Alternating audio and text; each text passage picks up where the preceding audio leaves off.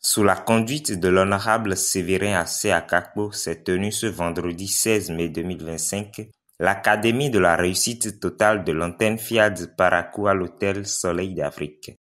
Les voix de l'agronome Auguste Avanon et de l'enseignant Nathanaël Lossitode conduisent les hommages au Bénin et à la FIAD qu'ils rendent tous avec fierté. Châtie à son appel, nos aïeux. Je m'engage à parler de santé. I commit myself to talk about health. L'ambassadeur Amélie Senami Aboué, secrétaire, délivre le mot de bienvenue. Le rendez-vous de ce soir est l'opportunité pour chacun de nous d'apprendre à être heureux et à partager le bonheur. Pour cela, mettons notre temps à profit en écoutant pour appliquer et agir, pour réussir et avancer.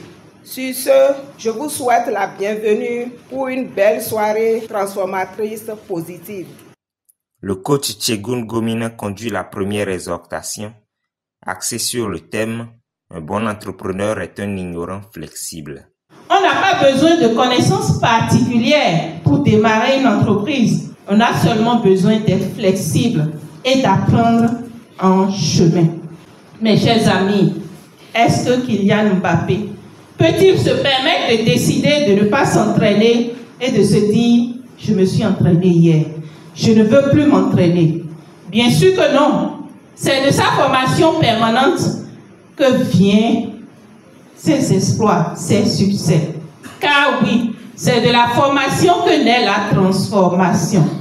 Et toi, qu'attends-tu pour transformer ta vie? Pour quitter les méventes dont tu te plains, pour quitter le manque, pour quitter le célibat, et que sais-je encore? It is time to change. L'opérateur économique Théodule Bodjreno développe les 3 méthodes simples pour parler l'anglais.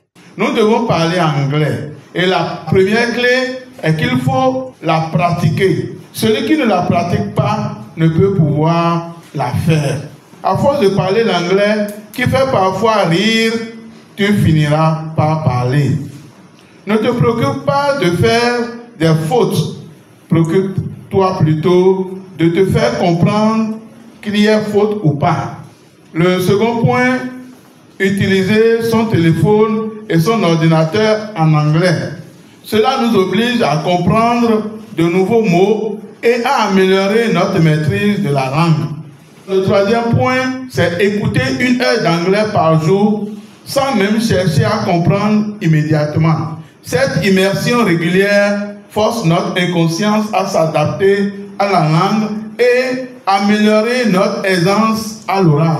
Sois à l'aise de parler ton anglais. Le chemin de l'emploi est facile, mais il n'appartient qu'à celui qui se décide, travaille, se bat pour y arriver. Cette rubrique se ferme ce soir par le passage de l'entrepreneur Romuald Assoba sur la nécessité d'accorder un rendez-vous hebdomadaire à sa compagne. Un rendez-vous hebdomadaire n'est pas un caprice.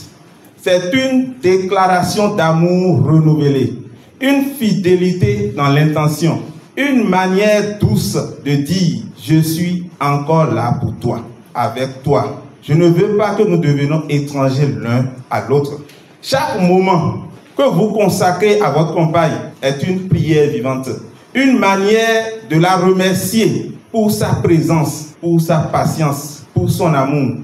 Et cette gratitude, même silencieuse, est une force immense.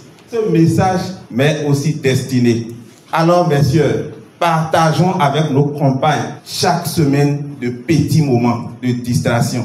Nous n'avons pas besoin de dépenser une fortune pour les rendre heureuses. Seul le geste compte. Le plus important, c'est de choisir de faire de l'amour une priorité. Souvenons-nous, un couple qui prend soin de son lien semaine après semaine construit une intimité qui résiste au temps, à l'usure et aux tempêtes. Pour le showtime, ils esquissent quelques pas de danse.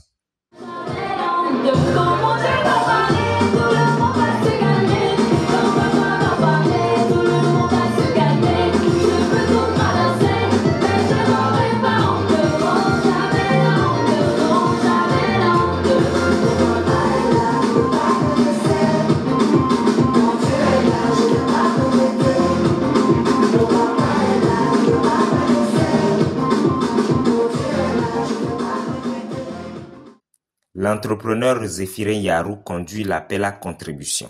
Les effets positifs de la générosité ne sont plus à démontrer. C'est une vérité scientifique. Mettons donc dans ces enveloppes, sans regret, mais avec fierté.